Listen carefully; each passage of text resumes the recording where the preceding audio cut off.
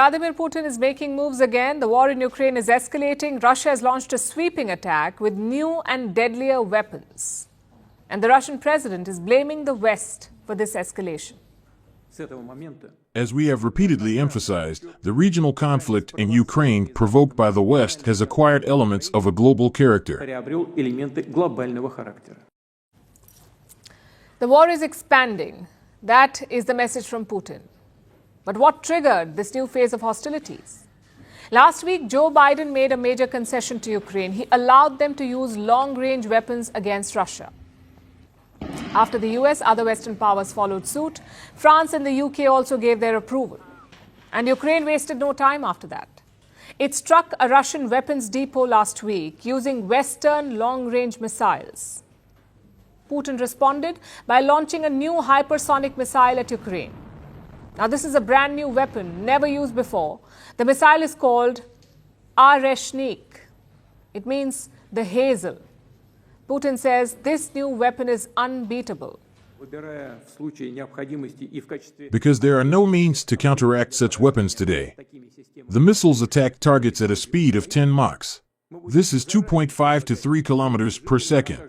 The modern air defense systems in the world and the anti-missile defenses created by the Americans in Europe do not intercept such missiles. This is excluded. This missile is faster than the speed of sound. It can penetrate the world's most reliable air defenses. And there is no weapon capable of stopping it.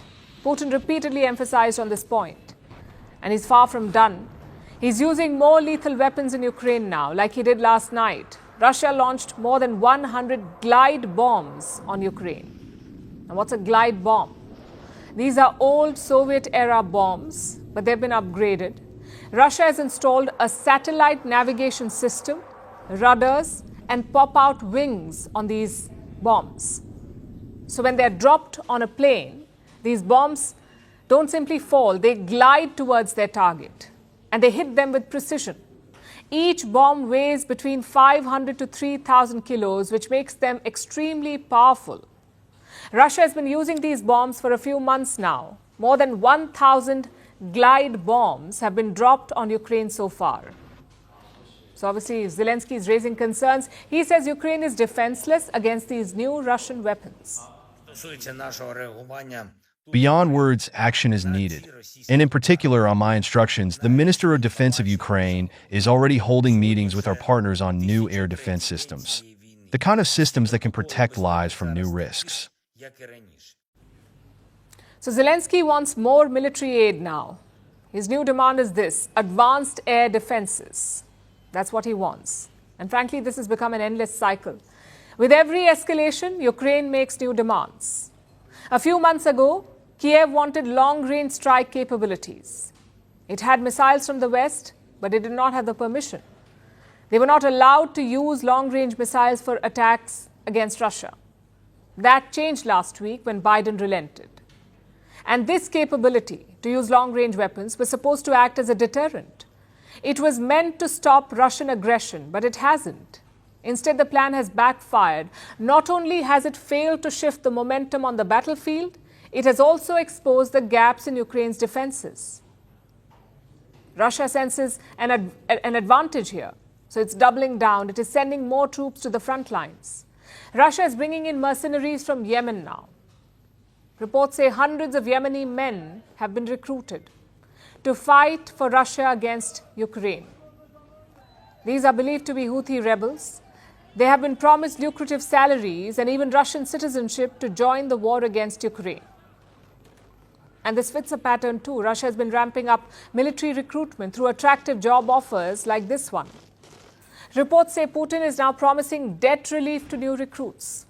This only applies to Russian citizens. If you sign up to join the fight against Ukraine, the Russian state will pay off your loans. That is apparently the promise.